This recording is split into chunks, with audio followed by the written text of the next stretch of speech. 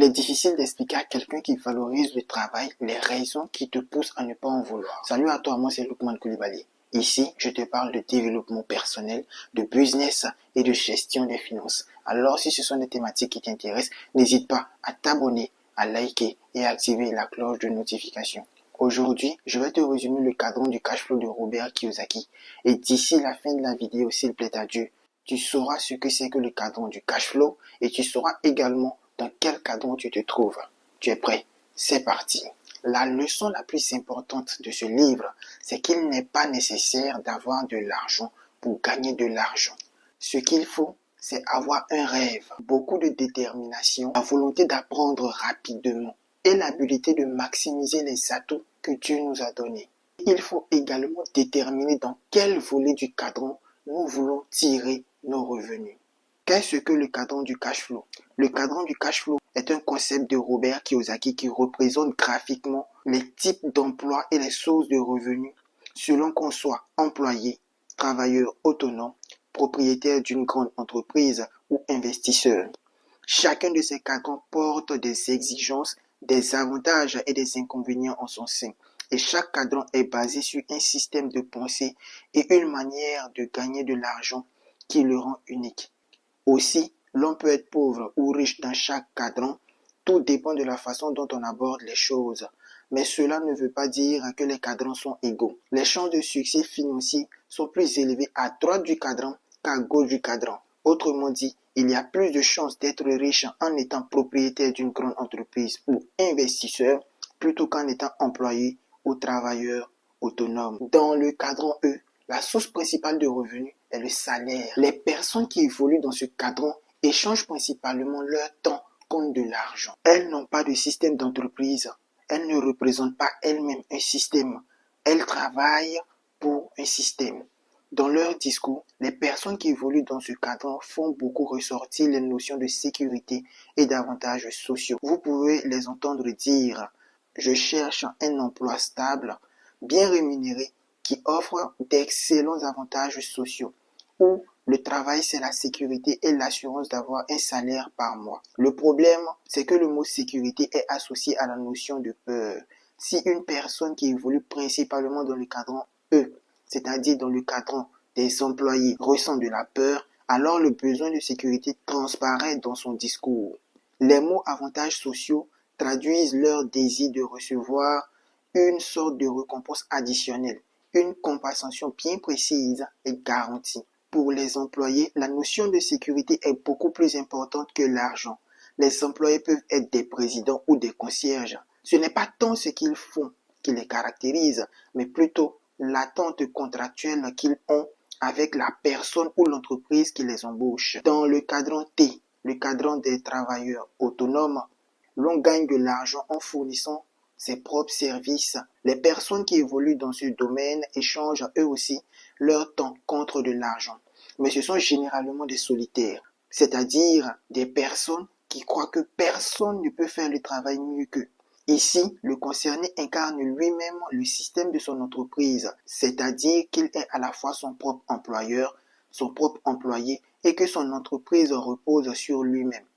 De fait, son business arrête de tourner lorsqu'il s'absente, lorsqu'il est malade, ne serait-ce que pour un petit bout de temps. Dans leur discours, les personnes évoluant dans le cadran T, le cadran des travailleurs autonomes, pourraient dire « Mon taux horaire est de 45 000 francs, soit 75 $, ou ma commission est habituellement de 10%, ou je n'arrive pas à trouver des gens qui veulent travailler et bien le faire. » Ou encore, j'ai investi plus de 20 heures de mon temps dans ce projet. Les travailleurs autonomes sont des personnes qui veulent être leurs propres patrons ou qui aiment faire leurs petites affaires. Robert Kiyosaki appelle ce groupe les autogestionnaires. La chanson préférée de ces personnes pourrait s'intituler « Personne ne m'arrive à la cheville » ou « Je fais les choses à ma manière ». Les travailleurs autonomes sont souvent de véritables perfectionnistes. Pour ceux qui évoluent dans ce cadran, ce n'est pas tant l'argent qui prime, mais c'est leur indépendance, la liberté de faire les choses à leur manière et le fait d'être respecté en tant qu'expert. Voilà des éléments beaucoup plus importants à leurs yeux. Dans le cadran P, le cadran des grandes entreprises, le revenu découle des bénéfices que génère l'entreprise. Ce groupe d'individus est pratiquement l'opposé des travailleurs autonomes. Ceux qui sont de véritables propriétaires de grandes entreprises aiment s'entourer des gens intelligents issus des cadrans ETPEI, c'est-à-dire le cadran des employés, des travailleurs autonomes, des propriétaires de grandes entreprises et des investisseurs. Contrairement aux travailleurs autonomes qui n'aiment pas déléguer leurs tâches parce que personne ne peut faire mieux qu'eux, le véritable propriétaire aime déléguer. Sa devise est: pourquoi le faire soi-même quand on peut embaucher quelqu'un pour le faire à notre place et mieux le faire? Les propriétaires d'entreprise sont les employeurs. C'est eux qui possèdent le système. Ils en sont soit le créateur, soit l'acquisiteur. C'est-à-dire un propriétaire de grande entreprise qui rachète une entreprise à un autre propriétaire. Dans le discours des propriétaires d'entreprise, on peut entendre: je suis à la recherche d'un nouveau président pour diriger mon entreprise. Ou il faut que je crée une nouvelle entreprise pour régler ce problème. Ou encore, cette entreprise m'a l'air d'avoir du potentiel. Je vais la racheter. Les propriétaires d'entreprise sont des leaders. Ce sont des personnes qui savent s'entourer de personnes très brillantes. À ce propos, Henry Ford était un très grand propriétaire d'entreprise. Il existe une histoire anecdotique sur lui que je souhaite te partager. On dit qu'au temps d'Henry Ford, un groupe de soi-disant intellectuels l'ont accusé d'être ignorant.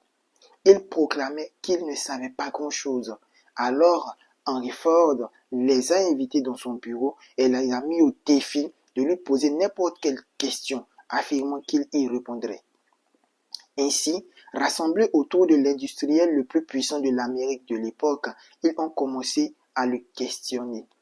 Monsieur Ford les a écoutés et ensuite a téléphoné à ses adjoints les plus brillants afin qu'ils répondent rapidement à ces questions. Ensuite, il a mis fin à la rencontre en informant ses interlocuteurs qu'il préférait embaucher des gens intelligents et instruits capables de fournir des réponses à sa place, de sorte qu'ils puissent se consacrer à des tâches plus importantes, des tâches comme penser. Il y a une certaine citation qu'on attribue à Henry Ford qui dit que penser est le travail le plus difficile qui soit. C'est pourquoi si peu de gens le font. La morale de l'histoire, c'est que pour être un grand propriétaire d'entreprise, il faut savoir s'entourer de gens brillants. Et il n'est pas nécessaire d'être aussi puissant que M. Ford pour y arriver.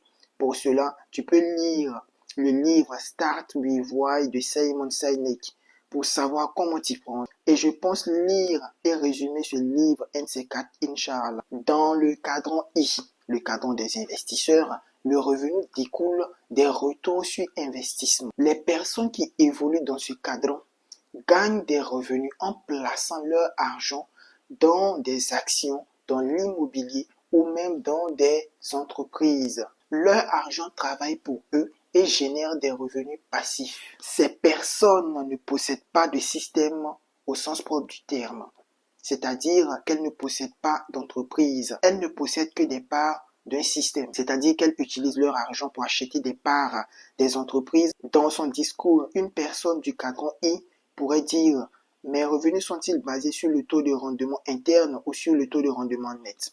Les investisseurs font de l'argent avec de l'argent. Ils n'ont pas besoin de travailler parce que leur argent est à leur service. Le cadran des investisseurs est le terrain de jeu favori des riches. Peu importe le cadran à partir duquel tu tires tes revenus, si tu veux réellement devenir riche, il va falloir que tu évolues également dans le cadran des investisseurs, car c'est dans ce cadran que l'argent devient une fortune. Les cadrans te montrent où tu te situes aujourd'hui et ils t'aident à élaborer un plan d'action afin que tu puisses aller là où tu souhaiterais aller, c'est-à-dire le cadran dans lequel tu souhaiterais évoluer lorsque tu seras sur ton chemin vers la liberté financière. Bien que la liberté financière se trouve dans chacun des cadrans, les habiletés d'un propriétaire d'entreprise et d'un investisseur t'aideront à atteindre plus simplement possible ton objectif financier. Quant aux employés et les travailleurs autonomes prospères, ils se doivent de devenir des investisseurs afin de pouvoir atteindre leurs objectifs financiers au moment où ils prendront leur retraite. Maintenant que tu connais les différents cadrans, réponds à ces questions en commentaire s'il te plaît. 1. De quel cadran tires-tu tes revenus? 2. Dans quel cadran comptes-tu te rendre? Les différentes réponses à ces questions vont probablement orienter la nature des vidéos à venir s'il plaît à Dieu. C'est la fin de cette vidéo. Si le contenu t'a plu, n'hésite pas à t'abonner, à liker, à commenter, à partager et à activer la cloche de notification si ce n'est pas encore fait. Je te dis à bientôt, s'il plaît à Dieu.